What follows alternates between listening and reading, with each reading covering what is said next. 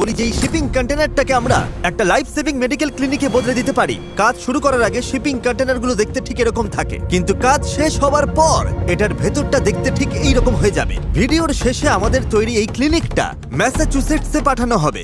তবে এই ভিডিওতে আমরা শুধু এই একটা কাজই করছি না, আমরা সারা বিশ্বের এমন 5টা দুর্গম জায়গায় এই বিশেষ ক্লিনিকগুলো পাঠাবো যেখানে ডাক্তার দেখানো প্রায় অসম্ভব ব্যাপার। এই ভিডিওতে অনেক কাজ বাকি, চলো কাজ চালিয়ে যাই। নোলান, আগে কখনো এই জিনিসটা চালিয়েছো?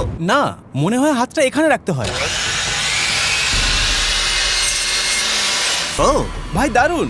আচ্ছা, এই নাও।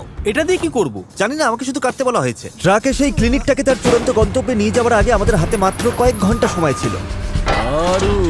প্রতিটা ক্লিনিক এমন ভাবে কাস্টম বিল্ড করা হয়েছে যাতে এগুলো যে কমিউনিটিতে যাবে সেখানে মানুষদের সব চাহিদা পূরণ হয়। অবাক করা বিষয় হলো ক্লিনিকগুলো পুরোপুরি কলেজ স্টুডেন্টরাই বানিয়েছে। 2013 সালে বিল্ড যাত্রা শুরু করার পর থেকে এই স্টুডেন্টরা 24টা দেশে 60টা ক্লিনিক পাঠিয়েছে আর প্রায় 2 লক্ষেরও বেশি মানুষের জীবনে পরিবর্তন এনেছে। আমাদের এখানে আরো কিছু কাজ বাকি রয়েছে, তবে চলুন টেক্সাসে গিয়ে দেখে আসি ম্যাথ কি করছে। আমরা এখন টেক্সাসের চেস্টার নামের একটা ছোট্ট শহরের দিকে যাচ্ছি, যেখানে আমরা এই লাইফ সেভিং ক্লিনিকটিকে পৌঁছে দেব। শহরটা অনেকটা দূরে অবস্থিত হওয়ায় জরুরি মুহূর্তে চিকিৎসা পাওয়া অনেকটাই কঠিন। এই বছরই চেস্টারের একটি স্কুলে 2বার মেডিকেল ইমার্জেন্সি হয়েছিল, যেখানে অ্যাম্বুলেন্স আসতে প্রায় 1 ঘন্টা সময় লেগেছিল। আর যখন সাহায্য পাওয়া এতটাই কঠিন তখন প্রত্যেকটা মিনিটের দাম অনেক। টেক্সাসের চেস্টারের এটা প্রথম মেডিকেল ক্লিনিক। ভাবা যায় না, আমরা যখন প্রথম দেখেছিলাম এটা একটা ছোট্ট কাঠের শিপিং কন্টেনার ছিল, আর এখন সেটা তৈরি হয়েছে একটা পরিপূর্ণ মেডিকেল ক্লিনিক হিসেবে। এটার সবচাইতে ভালো দিক হলো এখানকার টেলি হেলথ সেন্টার। একজন ডাক্তার এখানে অনলাইনে থাকবেন আর আমরা এখানে বসে সমস্যাগুলো তাকে খুলে বলবো আর তিনি আমাদেরকে চিকিৎসা করে দেবেন, আর এভাবেই সমাধান হয়ে যাবে। এই নতুন ক্লিনিকটা দেখাশোনা করবে টিম্বার, এই শহরেরই মেয়ে যে চেস্টারেই বড় হয়েছে। আমি সমস্যার সমাধান করি, মানুষের পাশে দাঁড়াতে ভালো লাগে, আমার মনটা কেয়ারিং। তবে এসবের পেছনে বড় অনুপ্রেরণা হলো আমার মা। তুমি তো আমাকে কাঁদিয়ে ছাড়বে, আমি ওকে নিয়ে গর্ব করি। আমার মনে হয় এই পৃথিবীতে আমি এসেছি শুধু মানুষের সেবা করতে আর আমার পরিবার ও সমাজকে আগলে রাখতে। আমি হয়তো একটু ইমোশনাল হয়ে পড়ছি, আমি আসলে এরকমই। এটাই আমার নিজের শহর আর আপনাদের সবাইকে অনেক ধন্যবাদ। চেস্টার টেক্সাস, আপনারা সবাই গিয়ে ক্লিনিকটা দেখে আসুন। আপনারা এখানে সময় করে আসার জন্য আমরা কৃতজ্ঞ। এখন পুরো শহরটাই তাদের ঘরের কাছেই উন্নত চিকিৎসার সুযোগ পাবে। এটা সত্যি সমাজের উপকারে আসবে। অনেকে জীবনে হয়তো প্রথমবার হাতের নাগালে এভাবে স্বাস্থ্যসেবা পাবে। পৃথিবীর অন্য প্রান্তে নাইজেরিয়ার একটি হাসপাতালে আমাদের দ্বিতীয় ক্লিনিকটা পৌঁছে গেছে। এটা শিশুদের ওপেন হার্ট সার্জারির সুবিধা দেবে, যা আগে সেখানে কল্পনা করা যেত না। নাইজেরিয়ার মতো জায়গায় ওপেন হার্ট সার্জারি কতটা সহজলভ্য? এটা একদমই সহজলভ্য নয়। সত্যি বলতে নাইজেরিয়ায় একজন রোগীর ওপেন হার্ট সার্জারি হওয়ার সম্ভাবনা 0.00006% মাত্র।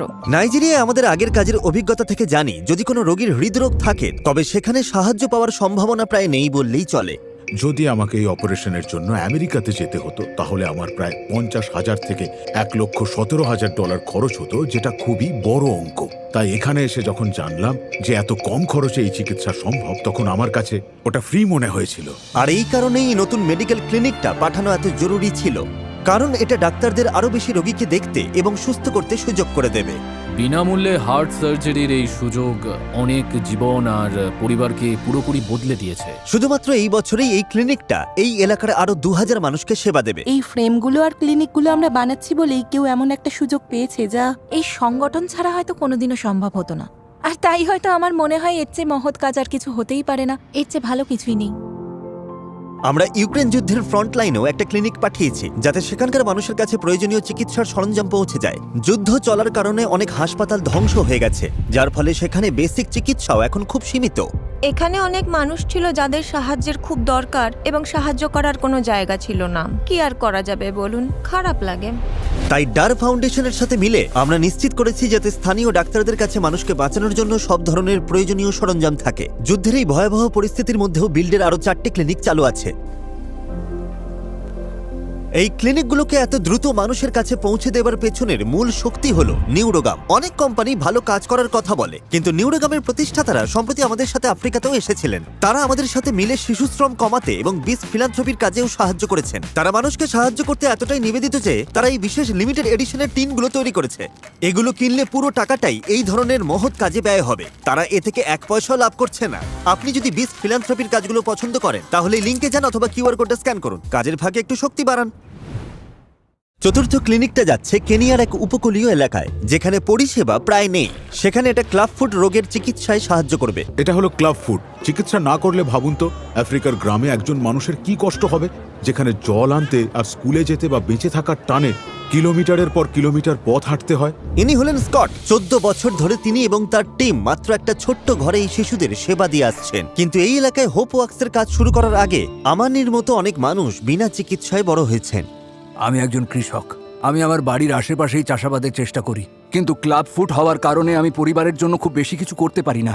কিলিফি কাউন্টিতে 16% মানুষই জন্মগতভাবেই কোনো না কোনো সমস্যায় ভোগেন এবং একটা বড় অংশ গ্রামে বাস করেন। প্রতি সপ্তাহে আমরা 10-15 জন এমন রোগী পাই যারা জন্মগতভাবেই এই সমস্যায় ভোগেন আর যাদের সুস্থ করা সম্ভব। ক্লাব ফুটের চিকিৎসা খুব সহজ এবং এতে কোনো অপারেশনের প্রয়োজন হয় না। ডাক্তাররা প্রতি সপ্তাহে প্লাস্টারের সাহায্যে পাটিকে ধীরে ধীরে সঠিক অবস্থানে নিয়ে আসেন। আর যখন সেই শিশুটি হাঁটতে শেখে তখন দেখে বোঝাই যায় না যে তার পা ক্লাব ফুট রোগে আগে বাঁকা ছিল। এই যে দেখুন, এই শিশুটির বয়স মাত্র 2 সপ্তাহ আর জন্ম থেকেই ওর ক্লাব ফুট রয়েছে। আর তার পাশেই বসে আছে একটি 13 বছরের মেয়ে যার ক্লাব ফুট ছিল, কিন্তু ও সময় মতো চিকিৎসা পেয়েছে। যদিও হোপ ওয়াক্স ইতিমধ্যেই অনেক শিশুরই সেবা করেছে, কিন্তু তারা সপ্তাহে মাত্র অল্প কয়েকজনকেই সাহায্য করতে পারে। আর এই কারণেই এখানে এই ক্লিনিকটার খুব প্রয়োজন ছিল। আমরা ক্লাব ফুট চিকিৎসার এই নতুন ক্লিনিকটি উদ্বোধন করতে যাচ্ছি। এখানে নতুন রোগীদের চিকিৎসা হবে যারা সুস্থ হয়ে পায়ে হেঁটে ফিরবে। আমরা খুবই আনন্দিত। এখন আমরা আগের চেয়ে দ্বিগুণ মানুষকে সাহায্য করতে পারবো। এই ক্লিনিকটা পরবর্তী প্রজন্মের শিশুদের ক্লাব ফুট থেকে মুক্তি দেবে, ঠিক যেমন আমানির ছেলে জোয়েল, যে সঠিক চিকিৎসায় এখন সাধারণ শিশুদের মতোই জীবন কাটাচ্ছে। শারীরিক সমস্যা থাকা শিশুরা অনেক লজ্জার সামাজিক অপবাদের শিকার হয়। পরিবারের সঙ্গে কথা বলে তাদের সাহস দেওয়া এবং চিকিৎসার মাধ্যমে সুস্থ হওয়ার আশা দেখানো কেনিয়ার এই উপকূলীয় সমাজের চেহারাটাই বদলে দেবে।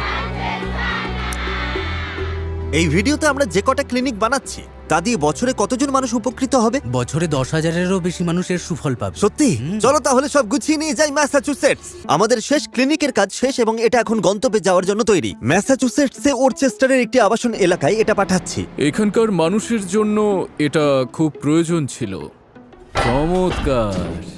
এখন থেকে আমাদের বাড়ির বয়স্ক এবং শিশুদের স্বাস্থ্য পরীক্ষা, চোখের পরীক্ষা, দাঁতের চিকিৎসা একদম বিনামূল্যে দিতে পারবো। এই ক্লিনিকটা প্রতি সপ্তাহে ওই এলাকার 40টারও বেশি পরিবারকে সেবা দেবে। আমরা যখন এই ভিডিওটা বানানো শুরু করেছি তার মধ্যে প্রায় 2,500 মানুষ এই ক্লিনিকগুলো থেকে উপকৃত হয়েছে। আর আমাদের ধারণা আগামী 1 বছরে আরো 10,000 মানুষ এর সুফল পাবে। অবাক লাগে ভাবতে যে এই সবকিছু শুরু হয়েছে কয়েকজন কলেজ স্টুডেন্টের হাত ধরে। ইচ্ছে থাকলে আপনিও পরিবর্তন আনতেই পারেন। আপনাদের সাহায্য আর ভিডিওগুলো দেখার কারণেই এসব সম্ভব হয়েছে, তাই অনেক ধন্যবাদ। আশা করব এটা আপনাদের সমাজের জন্য ভালো কিছু করতে অনুপ্রাণিত করবে।